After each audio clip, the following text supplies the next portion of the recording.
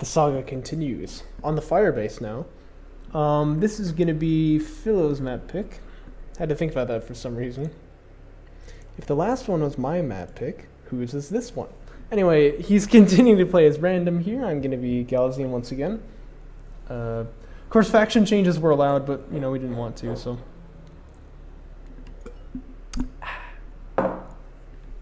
Firebase Krill, a much larger map. This is one that I typically like. I often will pick it in best of 3 series. I don't know, I feel like I perform well on this map for some reason.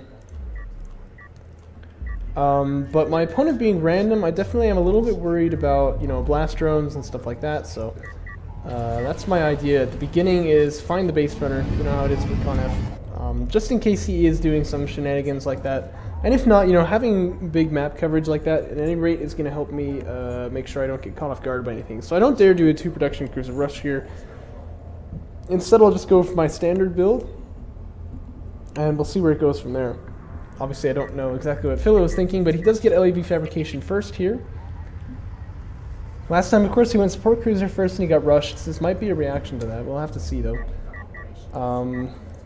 I put my scanner down right there, of course, to see if the base runner is like sneaking up on that side. He's not going to get away with it.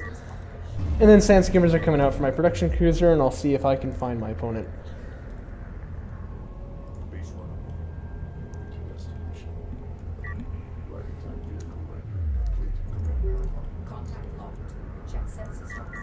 Probe gets launched here by the base runner, and actually kind of looks like I was microing perfectly there, like in case he had run by. No, I wasn't paying attention really, so I didn't manage to get as much damage on it as I thought I would.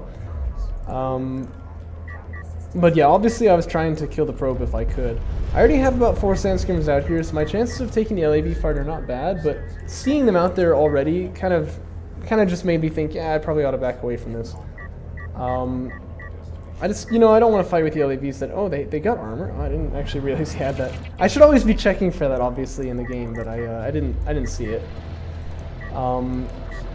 This guy here took a lot more damage than I was expecting him to, but I was like, no, I will keep you alive. My plan was to use the base runner heal and just like save his bacon there, and it actually worked.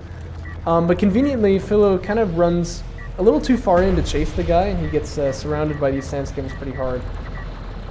So this is looking pretty good for me, I think.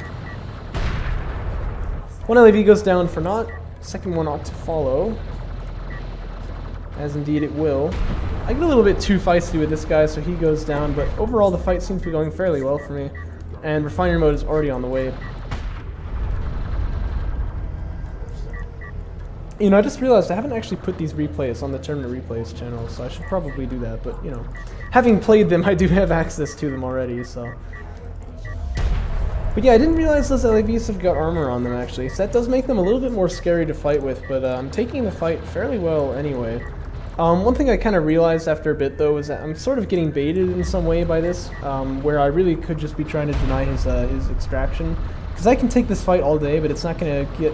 It's not really going to net either of us any positives, but it is going to kind of take field control away from me in some degrees. So I just go ahead and run down to try to chase down that base runner instead. The Soul Chip Fabrication is my tech choice this time. I just want to mix things up. And refinery mode is on the way. About 7 seconds left on that one. The rest of the salvager is being made by the carrier at the moment.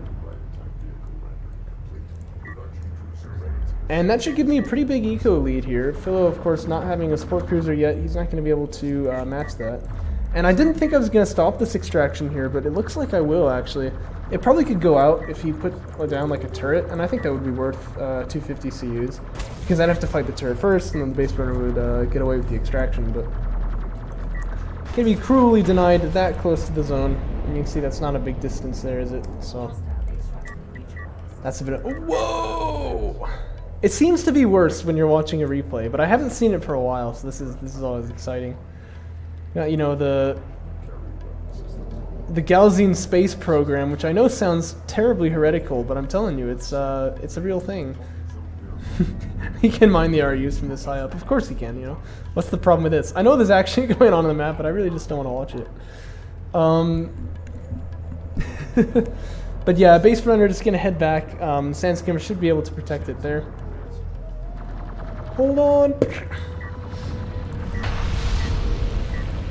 But there is an AAV out here, and I was kind of hoping I wouldn't have to make any armored units, actually. I kind of wanted to just go straight to another tech, which probably would have been interceptors in that case. Because then I can go to bombers and stuff like that. It's much more filled out. But, you know, I see those guys, so I'm going to make some assault ships, and I'm going straight for siege cruiser fabrication. Again, just kind of to mix things up, because he's not going to be seeing this coming. Not at all. Now we know the AAV is actually going to win against the assault ship in a one-on-one fight, but I have the armor upgrade and he doesn't. And I also have a bunch of sand skimmers here which can dump a little bit of damage, which is what I did right before that fight took place there. So I should be able to beat this AAV without too much difficulty now. He's doing a pretty good job keeping on high ground though, using that smoke to reduce the damage output of my unit. And he's going to get up onto high ground here too, which I thought was a really nice move, just kind of cheeky, you know what I mean? As well as this AAV coming in here, which I think is also pretty cool, but without the armor upgrade, he's not really going to be able to get anything done there. So the carrier is going to be able to hold this off, but I thought that was kind of a nice move there. In vanilla, this would be more dangerous because the AAV's got considerably more health and armor. But without any of those upgrades, it's not going to go particularly well for him here. I'm going to be filling out my third base now, and Philo, I think, is still just on 1. In fact, I don't even see a support cruiser on the way here. I mean, it probably goes without saying, but anytime you can have a siege cruiser on the way before your opponent has a support cruiser on the way, you're probably doing well. Especially as Con-F, where that thing can practically just win the game for you, but even as Gaussian, this will do just fine. Heavy vehicle armor just now coming out for Philothanic.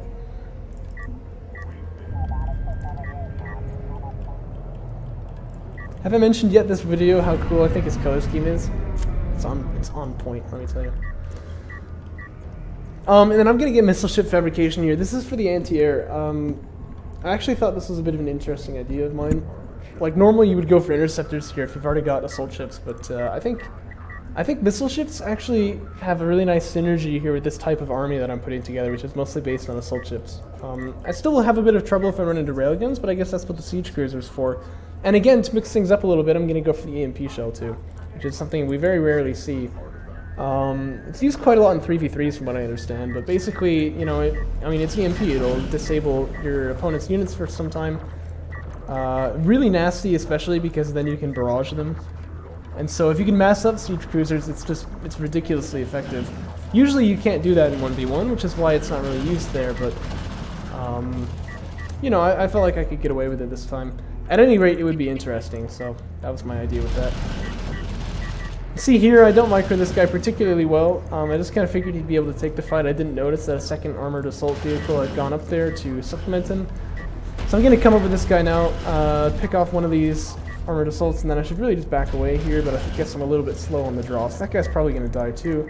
But I do have like a little bit of a stranglehold on my opponent's third here. Little did I realize he's actually not on his main. This is kind of a bluff, but... Extraction goes down, brings the scoreline to 2-0. And I'm ready to kind of crack through on this side with the siege cruiser once I just kind of, you know, actually decide to do it. But from what I remember, I'm kind of like a little lazy with... Oh, I back away. Why do I do this? Anyway, that's fine though. Maybe I was worried about anti-air, I don't know.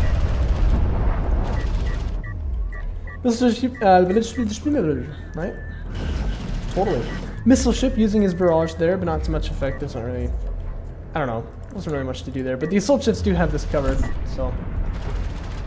Be able to take out this wing here, and then I should be able to push out on that side. And my opponent's still on like a one base economy here, not really going to be able to respond particularly well. These AVs are going to go down. These ones will go down as well. And I should be able to just push right on into his expansion. Railgun fabrication on the way for me too, because I saw I had a really big resource float, so I mean I gotta spend it somewhere, and railguns are pretty good for this situation. But before I really get to Group 1 lost. Group 1 is my... Oh, yeah, Group 1 is his carriers, so I see how that works. Anyway, yeah, before I really get to explore where the game could have gone from there, Philothanic does choose to resign. That's going to have our score at 2-0. And I can talk about... No, I can't because I haven't cast the replays yet, so I'm not going to do that. Sorry. Haven't cast my replays with Mazrim, and I think there maybe are some others that I haven't cast in this group, so I'm not going to talk about the results of the group just yet, but it is pretty interesting when it ends up happening. So anyway, hope you enjoyed it. I'll catch you guys later.